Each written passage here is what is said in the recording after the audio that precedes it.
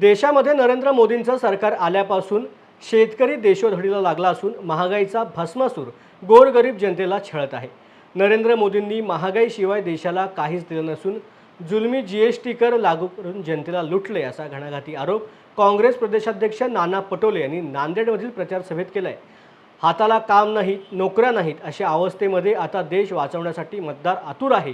संविधान बदलण्याचा घाट या सरकारने चालवला असून आम्ही ते कदापि शक्य होऊ देणार नाही असा निर्धार यावेळेला नाना पटोले यांनी बोलून दाखवलाय।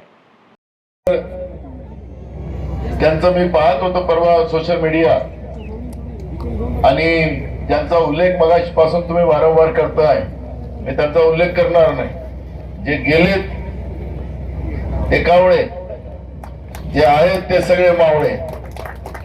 आणि त्याच्यामुळे त्यांनी सांगितलं की मला नको, नरेंद्र मोदीला मतदान करा।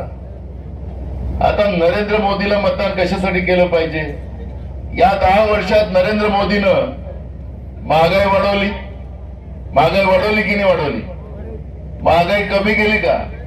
इथला माणूस तुमचा आमदार तिकडे राज्यसभेत गेला मागच्या दारानं, त्याच्यामुळे तुमच्या इथं महागाई कमी तर नाही झाली ना? महागाई कमी झाली की वाढवली? नरेंद्र मोदीनं वाढवली।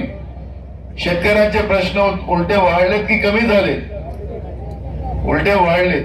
बेरोजगारांची संख्या मोठ्या प्रमाणात वाढली, गरिबीचं प्रमाण मोठ्या प्रमाणात वाढलं। आणि नरेंद्र मोदीने गेल्या 10 वर्षामध्ये या देशाला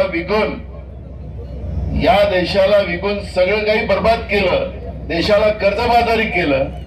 डॉक्टर बाबासाहेब आंबेडकरांचं आर्थिक धोरण बदलून जीएसटी सारखा कायदा आणला आणि त्या आणल्यामुळे आता फक्त परवा नरेंद्र मोदींचा एक इंटरव्ह्यू चालू होता, ते म्हणत होते की ये तो ट्रेलर था, पिक्चर अभी बाकी है। आता पूर्ण देश विकून झाला, फक्त बाबासाहेब आंबेडकरांचं संविधान राहिलेलं आहे।